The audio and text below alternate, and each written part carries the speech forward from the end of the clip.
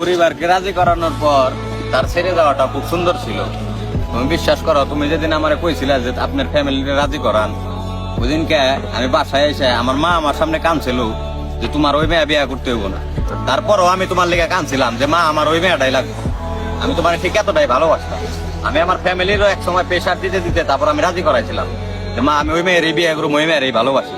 কিন্তু তুমি ব্যাপারটা বুঝো নাই, তুমি জিনিসটা খুব সহজ ভাবে নিছো। মানে এই পরিস্থিতির শিকার যে ব্যক্তি না হয়েছে কোনোদিনই বুঝবো না যে নিজের বাবা মা যারা জন্ম দিচ্ছে হ্যাগো সামনে কান্নাকাটি করা একটা মেয়ের লেগে হ্যাগো কাছে যে কতটা কষ্টের, মানে যে পরিস্থিতির শিকার না হয়েছে কোনোদিনই বুঝবো না। এই পরিস্থিতির শিকারটা আমি করছিলাম। তারপরে হয়তো মানে তখন আমি ব্যাপারটা বুঝি নাই, তখন আমি তোমার খুব ভালোবাসতাম। কিন্তু আজকে কিন্তু আমি সঠিক লাইনে আছি। আজকে কিন্তু আমার ভিতরে শক্ত হয়ে গেছে, সয়ে গেছে। তুমি যে আমার আঘাত করছো, আঘাত করতে করতে মনে করো শক্ত করে ফেলাইছো।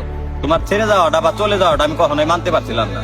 তখন মনে করো তুমি মানে আমার এমন ভাবে চলে গেল, আমার বন্ধু বান্ধব ভাই বেড়াদার আমার ফ্যামিলি আমার সবার কাছে মনে করো তুমি আমার নিচা করে হয়ে গেলা।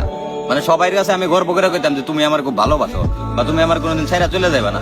কিন্তু আজকে কিন্তু মনে করো যে আমি সবার কাছে নিচে। মনে করো আমার মাও আমার একদিন প্রশ্ন করেছিল, কিরে যার লিগে মনে কর যে তুই আমার সামনে কানলি যে ওই মেয়ে তোরে ভালোবাসে, ওই মেয়েরই তোর লাগবো, ওই মেয়ে তো তোর ছেড়ে চলে গেল। এই কথার উত্তর আমি আজ পর্যন্ত দিতে পারি নাই।